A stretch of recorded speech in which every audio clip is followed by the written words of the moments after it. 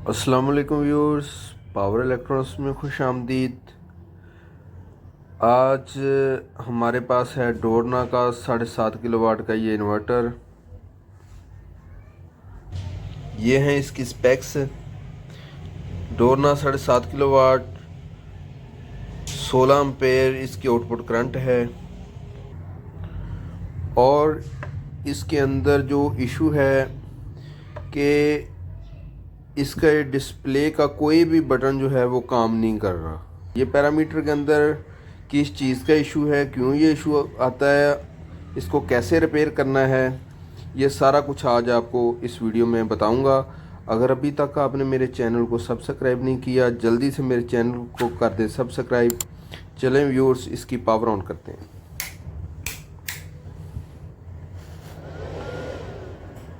हमने इसकी power on की। ये रन वाला बटन हमने प्रेस किया, अप डाउन, ये डेटा एंट्री फंक्शन, कोई भी जो है इसका जो बटन, इसका कीपैड जो है वो फंक्शन नहीं कर रहा। वेरिएबल इसकी ज़रूर काम कर रही है, वो फ्रीक्वेंसी को कम या ज़्यादा कर रही है। ये इशू जो है ये इसके अकेले कीबोर्ड का है। चलें जी, इसको खोलते हैं और चेक करते हैं, और बोर्ड को मीटर की मदद से चेक करेंगे। व्यूअर, जैसा कि आप देख रहे हैं, इसको हमने खोल लिया। ये आपको बोर्ड इसका नज़र आ रहा है। इसके अंदर या तो इसकी कोई रेजिस्टेंस यहाँ से ख़राब है, या इसके ये आईसी जो लगे हैं 4 इनमें से कोई एक आईसी ख़राब है। हम सबसे पहले जो चीज़ चेक करेंगे वो हम इसकी रेजिस्टेंस से चेक करेंगे, कोई रेजिस्टेंस डी वैल्यू ना होगी हो। उसके बाद फर्दर अगर ये भी हमारा मसला ना हल हो तो फिर हम इसका एक एक करके आईसी रिप्लेस करके देखेंगे। शायद कोई आईसी प्रॉब्लम कर रहा हो जिस वजह से ये अपने प्रॉपर फंक्शन जो हैं वो ऑपरेट नहीं करवा रहा।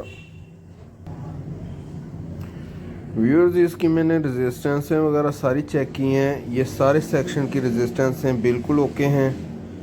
ये जो इसका सीपीयू से इसके मेन बोर्ड के साथ यहाँ पे जो ये कनेक्टर नज़र आ रहा है आपको,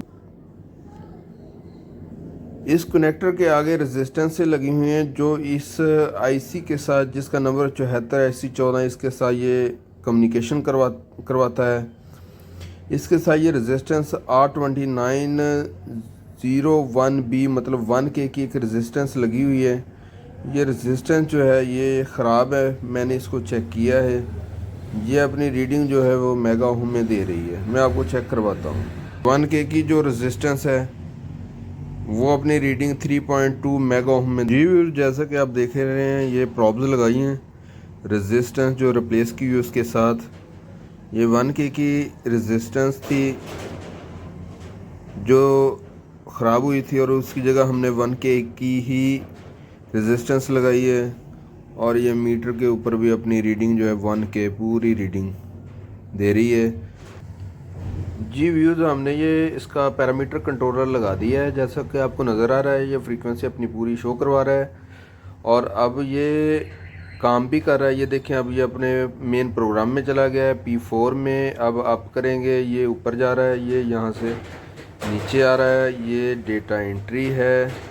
ये हम इसको वापस जाएंगे और यहाँ से डेटा एंट्री होती है। यहाँ से अब हम इसको शिफ्ट करेंगे वोल्टेज पे।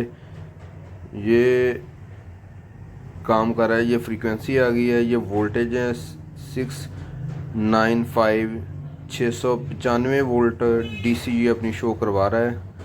अब हम इसको फ्रीक्वेंसी पे रखेंगे, ये हम फ्रीक्वेंसी पे लेंगे, रन की कमांड देंगे। जी व्यूज़, ये देखो उसने रन की कमांड ले ली है। इन्वर्टर हमारा रनिंग में है। यहाँ से हम इसको करेंगे स्टॉप वाला, जैसे प्रेस किया तो वो उसने अपने आउटपुट को स्टॉप कर दिया है। ये हमारा पैरामीटर अब ओके है, रिपेयर हो चुका है। इसका जो फॉल्ट था हमने ट्रेस आउट कर लिया है।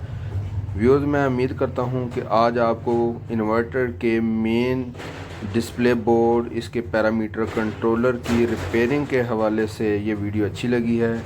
नेक्स्ट वीडियो तक अल्लाह हाफिज़।